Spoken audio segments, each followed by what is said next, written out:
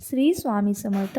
अवधूत चिंतन श्री गुरुदेव दत्त. श्री स्वामी समर्थ महाराज की जय.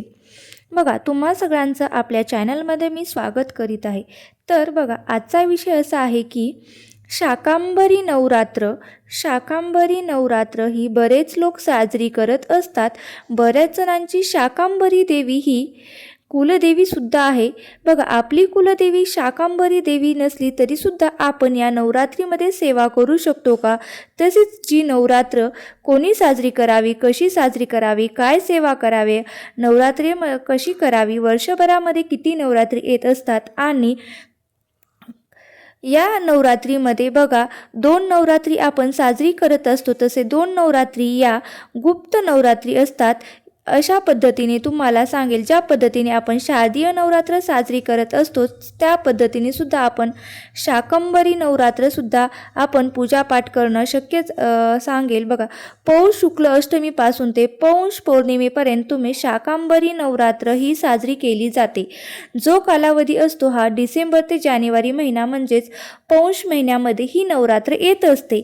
या कालावधीमध्ये शाकंभरी नवरात्र जी असते ती यंदाच्या यावेळेस 28 डिसेंबर ते 3 जानेवारी या दिवशी आलेली आहे किंवा या कालावधीमध्ये शाकंभरी नवरात्र आपण साजरी करू शकतो. आता या नवरात्रीमध्ये आपण सेवा काय करायची तर जाणून घेणार आहोत. पण देवीचं काय स्वरूप आणि कशी लीला आहे ते आपण जाणून घेऊ. आता तुम्हाला सांगेल की शाकंभरी देवीच्या उत्पत्तीची कथा काय होती ते तुम्हाला सांगते.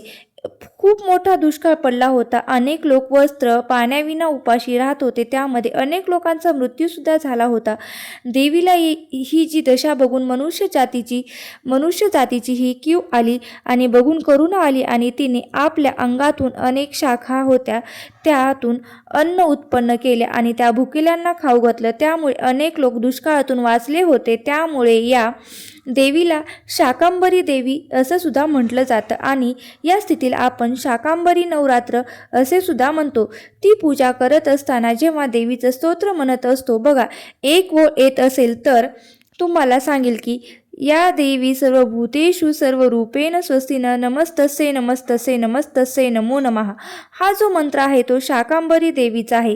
या मंत्राचा जप सुद्धा आपण या नवरात्रीमध्ये तुम्ही करू शकता. तसेच तुम्हाला सांगेल की आता बऱ्याच लोकांनी कुलदेवी जी आहे ती आपल्या घरामध्ये विष्णूची, गणपतीची, बाप्पाची, भगवान शिवाची आपण उपासना करत असतो. त्याच पद्धतीने आपण शाकंभरी देवीची सुद्धा उपासना केली जाते.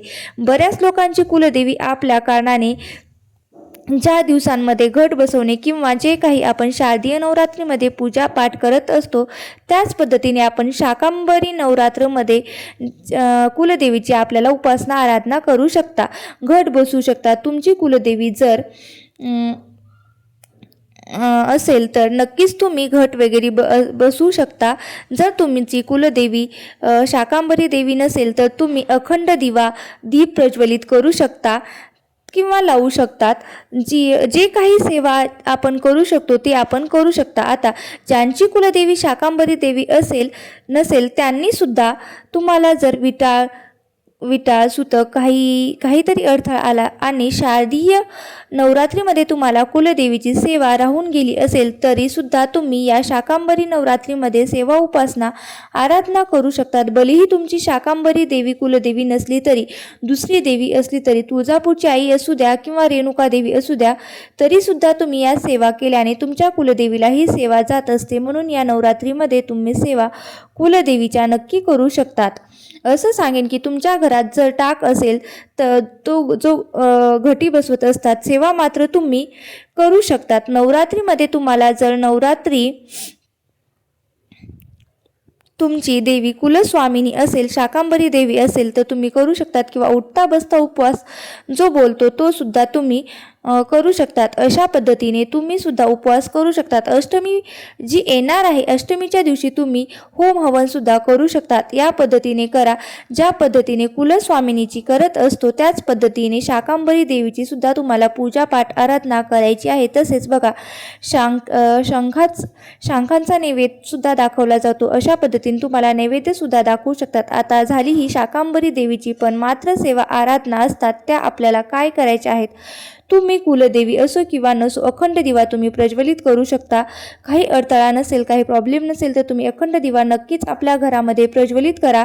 कुलस्वामिनीची नाम स्मरण करा। आपल्या कुलदेवीचा जो मंत्र असेल तो मंत्र तुम्ही जपा, अखंड दिवा लावा, प्रज्वलित करा तरी सुद्धा चालेल। नंतर दुसरी सेवा म्हणजे बघा, आपण या नवरात्रीमध्ये दुर्गा सप्तशती या ग्रंथाचा पाठ सुद्धा करू शकता। भलेही तुम्ही 1 करा, 2 करा, 3 करा, 1 मंगळवार करा, 1 शुक्रवार करा, जेवढे जमेल तेवढे तुम्ही या दुर्गा सप्तशतीचे पाठ करू शकता। तसेच त्या दिवशी करा किंवा दुसऱ्या दिवशी करा, जसं जमेल तसं तुम्ही दुर्गा सप्तशतीचा पाठ करा। नवरात्रीमध्ये नक्कीच आपल्याला या कुलस्वामींची सेवा आपल्याला या दिवसामध्ये करायची आहे। आपल्या नवरात्रीमध्ये आपल्याला पठण करायचं आहे आणि दररोज 1 माळ जप करायचा आहे। मंत्र माहीत असेल तर आपल्याला 99 मंत्र जो आहे ओम ह्रीम क्लीम चामुंडाय विचे या मंत्राचा तुम्ही 1 माळ जप नक्कीच करा।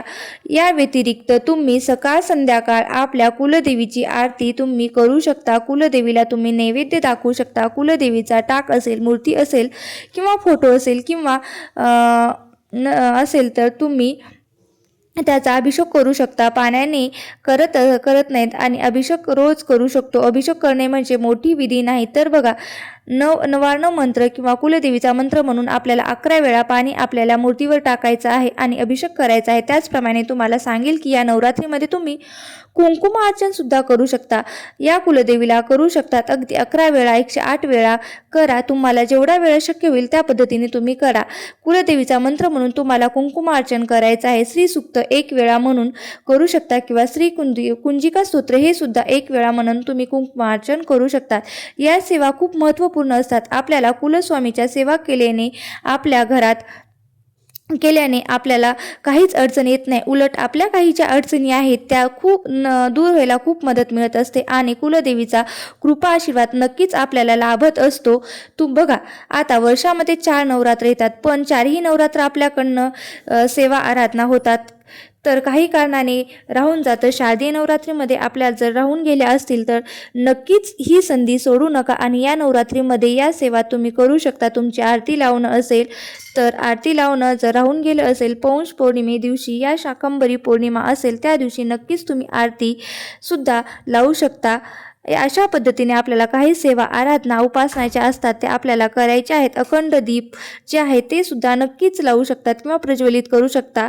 कुलस्वामिनीची ज्या काही सेवा आहेत त्या तुम्ही करू शकतात। यामुळे कुलदेवीचा कृपा आशीर्वाद आपल्यावर नक्कीच राहतो। तुम्हाला आजचा व्हिडिओ कसा वाटला नक्की मला कमेंट करून सांगा आणि व्हिडिओ जर आवडला असेल तर एक लाईक करा आणि चॅनलवरती नवीन असाल तर सबस्क्राईब करायला विसरू नका। श्री स्वामी समर्थ। जय जय स्वामी समर्थ।